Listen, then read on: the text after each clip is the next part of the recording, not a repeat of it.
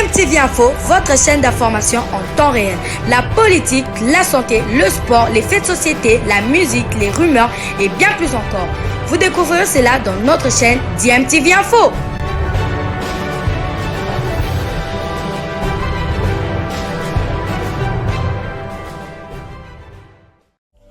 Vous êtes sur DMTV, bonjour ou bonsoir, tout dépend de l'heure à laquelle vous nous suivez. Tout plaisir est pour nous de vous retrouver, mais surtout de savoir que vous êtes nombreux en train de suivre votre chaîne YouTube DMTV. DMTV qui vous propose l'actualité, vous propose également des analyses et des réflexions sur des sujets d'actualité, sur des faits sociaux, tout simplement sur des réalités que nous observons ici chez nous en République démocratique du Congo.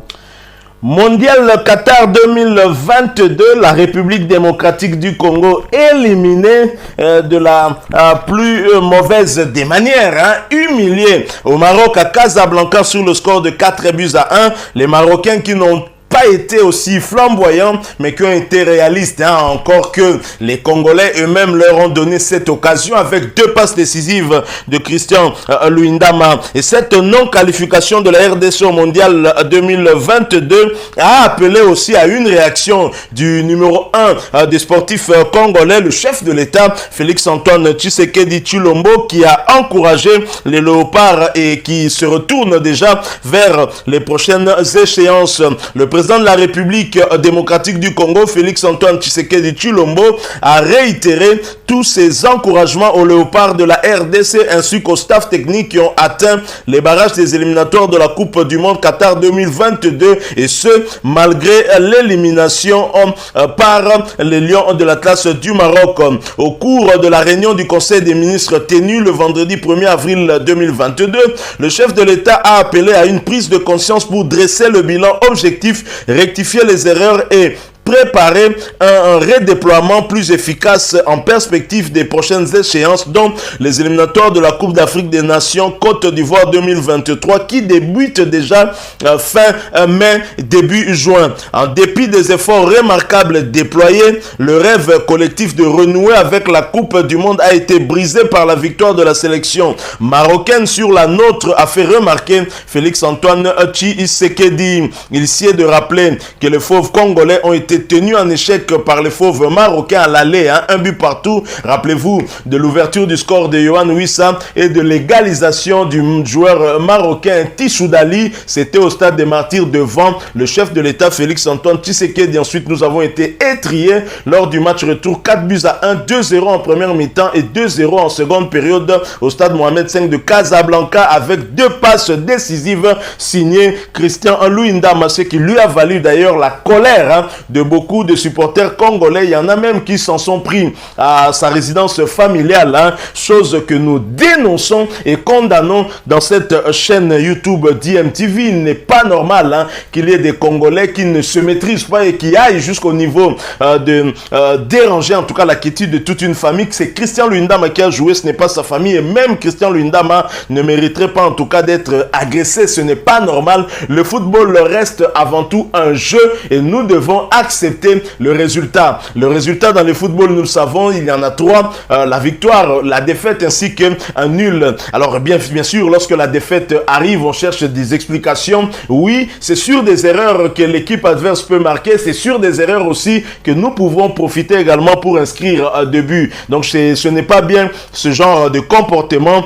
Nous avons tenu en tout cas à dénoncer cela, même si bien au départ, lorsque nous vous proposions nos différents tours d'horizon pour vous donner les informations sur la prestation de nos joueurs, ce n'était pas pour rien. C'était justement pour vous permettre d'être informés sur les Congolais qui sont les plus en forme et donc susceptibles d'être en sélection. Et c'était aussi pour notre contribution, je pense, à mon sens, en tout cas pour le staff technique, mais visiblement Hector Cooper était aussi déphasé parce que pour moi, Christian Luindama ne devait pas jouer ce match-là. On a des défenseurs centraux qui sont bien meilleurs que lui, en tout cas au moment où nous avons affronté les Marocains, je peux vous citer des jeunes tels que Inonga Bakadi Varane qui évolue du côté de la Tanzanie à Simba SC. Je peux vous citer Idumba Fasika, Nathan qui évolue du côté de Cape Town City en Afrique du Sud, qui est aussi tout aussi bon et qui ne nous a pas trop déçus. Et donc, ce n'est pas la faute aux joueurs, mais la faute au staff qui ne s'est pas renseigné sur la fiche technique des joueurs et qui les a recrutés sur base simplement des idées peut-être préconçues, les a alignés. On va donc pas se mettre à réagir de cette manière-là chez Christian Lundama. Nous dénonçons cela encore une fois et nous n'allons pas nous arrêter de dénoncer de tels agissements. Ce n'est pas normal et ce n'est pas bien. En tout cas, ce n'est pas un bon signal que nous envoyons à nos joueurs, d'autres qui voudraient bien venir répondre à la sélection nationale. Alors, bien sûr, Félix-Antoine Tshisekedi a donné un message qui me paraît encourageant, mais comme il a dit, nous devons faire une autopsie de ce qui n'a pas marché dans la sélection, tirer aussi des responsabilités. Il y a des responsabilités. Ceux qui sont responsables de toute la désorganisation que nous avons pu constater. Imaginez si on était qualifié au Maroc, est-ce que les joueurs allaient dormir à l'aéroport? Soyons sérieux, il y a certainement des gens dans la délégation qui ont peut-être bouffé de l'argent et ces gens doivent être punis. Ils méritent en tout cas une punition de la part de nos autorités et pourquoi pas voir l'IGF fouiner en tout cas dans l'organisation au sein du ministère des Sports et pourquoi pas au niveau de la Fédération congolaise de football association. Alors, toujours en marge de cette élimination, le sélectionneur national des Léopards de la République démocratique du Congo, le technicien argentin, j'évite maintenant de dire très expérimenté, excusez-moi, parce que cette expérience, on n'a pas bénéficié de cela. Hector Hall Cooper a fait l'objet de beaucoup de critiques après l'élimination de notre équipe face au Lion de l'Atlas du Maroc le mardi 29 mars dernier au stade Mohamed V de Casablanca dans le cadre du match retour des barrages de la Coupe du Monde Qatar 2022. Les poulains du technicien argentin se sont inclinés 4-1 au match retour et 1 but partout ici à l'aller. En plusieurs villes de la RDC, notamment dans la capitale Kinshasa et à Lubumbashi, Goma, quelques supporters de fauves congolais ont pointé très clairement du doigt le technicien argentin Hector Cooper suite à son mauvais plan de jeu qui a privé notre pays à une deuxième participation historique à une phase finale de Coupe du Monde. Ces supporters appellent à la démission du technicien argentin et de tout son staff technique. En Égypte, le sélectionneur Carlos Queiroz a démissionné après l'élimination des Pharaons devant les Lions de la Teranga du Sénégal à l'issue de la séance des tirs au but à Dakar. Mon rêve était d'amener l'Égypte pour la 5e fois à la Coupe du Monde, mais c'est Cissé qui s'est qualifié avec le Sénégal. Le jeu est terminé. Malheureusement, nous n'avons pas réussi à atteindre la Coupe du Monde. Tout est fini et il n'y a pas grand chose à dire, a tweeté le technicien portugais. En Algérie, Jamel Belmadi réfléchit sur son avenir après la désillusion des Fennecs devant les Lions indomptables du Cameroun 1-2 à Blida. Il est difficile de parler d'avenir pour le monde.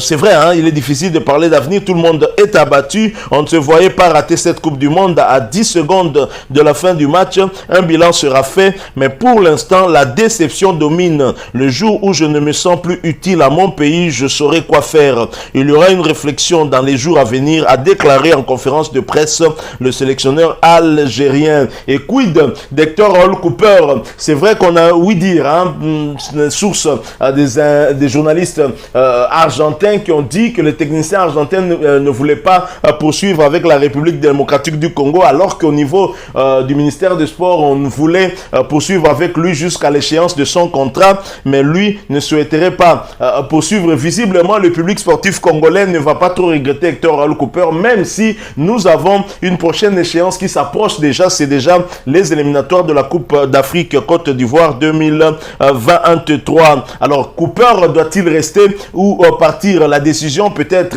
n'incombe pas à nous, mais quelle est votre opinion là-dessus? Dites-en nous plus en nous laissant un commentaire. Alors, une autre question, un autre sujet, certainement toujours en rapport avec l'élimination de la RDC, c'est Serge Nkonde, le ministre des Sports, qui était aux abonnés absents à Casablanca pour raison de désorganisation toujours. Il est dans le viseur de l'Assemblée nationale. Le ministre des Sports, Serge Nkonde Chembo, est dans le viseur de l'Assemblée nationale depuis le vendredi 1er avril 2022. Une question orale avec débat lui a été adressée sur la question des compétitions sportives nationales et de la participation de la RDC aux compétitions internationales. C'est une question orale avec débat écrite par Alphonse Ngoï Kassanji, député national et ancien président de coordination de Sa Majesté Sanga Abba Lende. Dans sa question orale, l'initiateur appelle le ministre des Sports Serge Nkonde Chembo à s'expliquer sur la gestion des compétitions sportives nationales et de la participation de la RDC aux compétitions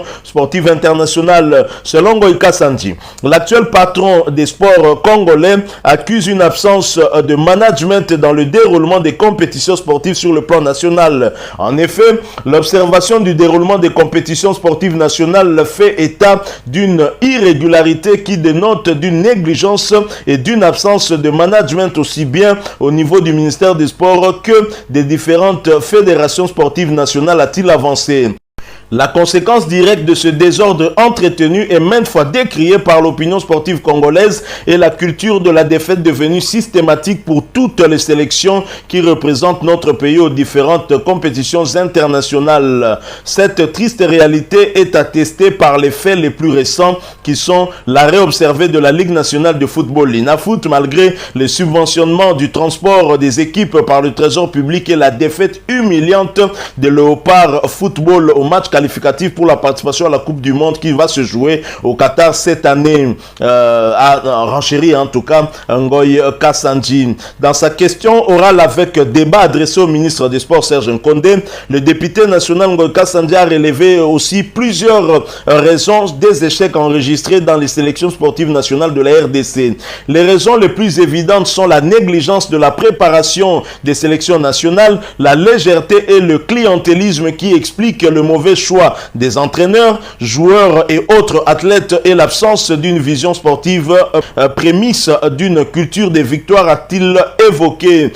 En guise d'exemple, différents problèmes relevés, le député national Ngoï Kassanji a formulé 4 questions à l'endroit du ministre des Sports Serge Nkonde. Cette situation suscite plusieurs questions dont les principales sont les suivantes, monsieur le ministre. 1. Comment expliquer ce désordre devenu systématique dans les fédérations sportives? 2. À quand une représentation de notre pays par les sélections dignes de sa grandeur? 3. Comment vous conciliez l'impératif de réaliser des bons résultats avec le choix des entraîneurs qui résident à l'étranger? 4. Comment expliquez-vous votre absence remarquable au Maroc lors du match qui a opposé le Léopard Football à l'équipe nationale marocaine? Donc, avec cette question orale avec débat, le ministre des Sports Serge Nkonde sera invité dans les prochains jours d'apporter des explications devant l'Assemblée nationale, mais la date reste encore à fixer. Voilà donc Serge Nkonde qui va répondre de ses responsabilités devant l'Assemblée nationale et pourquoi pas voir les élus du peuple le déchoir comme cela a été le cas du ministre de l'économie, parce que très franchement beaucoup avaient décrié la manière dont Serge Nkonde dirigeait ce ministère, un ministère devenu un ministère de football plutôt qu'un ministère de sport. La désorganisation est devenue systématique dans ce ministère avec son arrivée. Bien sûr, on ne va pas tout mettre sur son dos, mais quand même il n'a pas contribué à redresser les choses et c'est malheureux. Voilà, nous sommes à la fin de ce sujet. Si vous l'avez aimé, laissez-nous un maximum de j'aime. Merci de partager avec nous votre point de vue en nous le laissant à travers un commentaire. Vous êtes nouveau et que vous ne vous êtes pas encore abonné sur cette chaîne DMTV, n'hésitez pas, abonnez-vous. N'oubliez pas d'activer la petite cloche de notification. Cliquez tout simplement sur celle qui apparaîtra lorsque vous serez abonné. Encore une fois, merci à vous. Avec espoir de vous retrouver bientôt dans un autre sujet d'actualité. En attendant, portez-vous bien et DMTV vous dit au revoir. Bilile le kamalo bana ebele.